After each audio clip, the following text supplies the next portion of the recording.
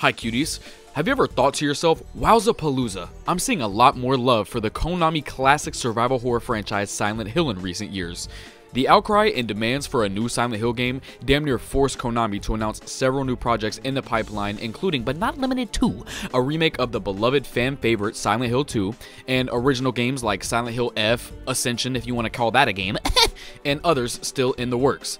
But for a good chunk of a decade there, the franchise was certainly dormant and silent, if you will. I honestly still can't believe the IP is back in such a big way, and I'm super excited for the future, albeit a little worried, especially after the lackluster release of Ascension and my general disdain for Bloober Team's work prior to the upcoming remake of Silent Hill 2. This got me thinking, Silent Hill died originally for a reason. After a slew of lackluster and straight up ass titles in the franchise after the disassembly of the original Team Silent, the franchise had no choice but to fuck off for a bit, especially since in general the entire genre was starting to get a little stale. Silent Hill was never the most popular horror game in the market, especially with Resident Evil being around. Even Silent Hill 2 being the most popular arguably, it still only scratched around a couple million sales, give or take. For comparison, Resident Evil 5 sold like 13 million copies and Resident Evil 0 sold 5 million, which is nuts because that game is ass. That being said, they continued to pump out what felt like Silent Hill after Silent Hill every year until 2012, which is when the Antichrist dropped. Not only did they release 3 Silent Hill games this year, they also dropped a 3D sequel to the first Silent Hill movie titled Revelation. Yeah bro, 4 separate projects in 1 year. The same year where Resident Evil 6 also released, with that game being the worst dog shit game in the RE franchise as well. Yeah, they were cooked. After this, the series kinda silently died, considering none of these projects sold well, even though Downpour wasn't that bad, all things considered, I'm gonna be honest. Until 2014, which isn't that long after, but listen. In 2014, we got the yummiest demo ever released on the planet Earth. Kojima dropped PT on August 12, 2014, and just like that, the yearning was back. Oh my god, this is so freaky. Did you see that fetus in the sink? The mother bitch is so scary. Oh my god, is that Daryl from The Walking Dead in a new game called Silent Hills? There's multiple hills now? What the fuck? Oh my god, he's working with Guillermo del Toro and possibly Junji Ito? Surely this could be enough to save the franchise. Psych, not canceled, bitch. Less than a year after, Konami announced that they sucked dick and balls and also that they canceled the project. Of course, everybody was livid, including your boy, but just like that, Silent Hill was dead again. It died as it lived in silence. Yeah, I thought I ate with that. Anyways, for the next few years, fans sat around sad and confused. Is Silent Hill dead forever? Is Konami done making games after Kojima's exit? Do shrimp really fry that rice? Sorry, I got confused. Now this is when Silent Hill really faded away.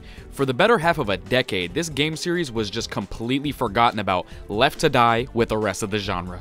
Of course, good horror games came out, like Outlast and shit like that, but a lot of them were merely trying to replicate the same magic of PT, with similar hallway-style jump scares and walking simulators that have no real gameplay. That is until Resident Evil 7 Biohazard. In 2017, RE7 released after a fantastic trailer which made it seem like the game was going to be this found footage style PT clone almost, and a demo which left many fans pooping their panties. RE7 single-handedly saved that franchise from obscurity and possibly also the genre as a whole. Many fans actually thought that they were copying PT, but the development cycles overlapped and they even had internal demos for Biohazard which was tested around the PT era. I say all this to say, PT was still on many people's minds obviously, and after the success of Resident Evil 7, fans started to yearn and beg for even more survival horror goodness.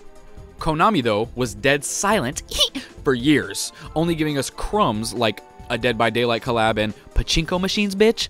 But just like that, the horror genre was back. We got excellent games like the Resident Evil 2 remake, Signalis, shit, all the puppet combo games, and more. And as each year went by, the thirst for a new Silent Hill game was left unquenched. A big movement that I personally saw was with my generation and old-ass motherfuckers who are super obsessed with nostalgia, blowing these games back up on TikTok and such, with many artists being inspired by the grungy, dark, psychological tones of the game, and even new age emo fellas just wanting to look cool by playing the originals. Some of these people apparently want to live in Silent Hill, which is certainly a choice. I've seen so much love for this series on social media as of late, and I believe a big part of it is this generation's sudden nostalgia craze, which has even caused the game's prices to spike higher and higher, bitch. All the games are so fucking expensive on eBay or whatever, and most are delisted, so your best bet is to purchase them secondhand, which will run you at least 3 digits, buddy. It's very understandable that a newer generation would find something like Silent Hill and obsess over it because the games do have a very cool looking vibe to them, and they're just sick as fuck, bro. With all this newfound hype in recent years, the fan outcry grew and grew, and more rumors started to appear about possible revitalizations of the series, with Konami being hush-hush about it all. That is until October 8th, 2022, when the 2006 Silent Hill movie director just straight up was like, "Oh, Silent Hill? Yeah, I'm cooking up a script for another movie, and they got hella games in the pipeline, bro. Y'all didn't know that?" Leave it to a movie director who probably doesn't give a shit about video games to just come out and straight up spoil the surprise that we've been anticipating for like a decade. Nice. A couple weeks later, and boom, Silent Hill 2 remake trailer, Silent Hill F announcement, Silent Hill A Shitsin announcement, Silent Hill Downfall, and may I offer you Silent Hill The Short Message as well. All of these Silent Hill games are produced by separate creatives. Let's start with Silent Hill 2 Remake, which is being developed by Bloober Team, who at one point was creating games like Layers of Fear and The Medium, which are pretty much straight up taking shit from the property that they are now remaking. I guess it's fate, bitch. A lot of fans are worried that they're not going to be able to live up to the hype, maybe me included, I don't know, but it was still nice seeing positive Silent Hill confirmations in the news cycle instead of stupid rumors. Then we got Silent Hill F, which is a game created by Ryokishi07, who is known for Scary Widow graphic novels. Downfall is published by Annapurna, good stuff, and Ascension. Yeah, so lastly, the short message is really just all leaks at this point. We know it's in first person, it's on PS5 perhaps, and it deals with graphic stuff. Wowza. And that's really the common theme with the rest of these Silent Hill projects. We genuinely don't know what to expect. I mean, these could all be super crazy bangers, or they could all crash and burn, and we're gonna have to wait even longer for another Silent Hill Resurgence. 2023, we didn't hear much from any of these projects except with the release of Ascension, and there's rumors circulating that in the coming weeks Sony is going to hold a state of play, and if they do that, you already know I'm gonna cook a video for that bitch. And in it, they will announce the release date for the Silent Hill 2 remake. 2024 may be the year we finally get the real comeback of the Silent Hill franchise. We've waited so long and gone through many hurdles to get here, and now we must anticipate with bated breath.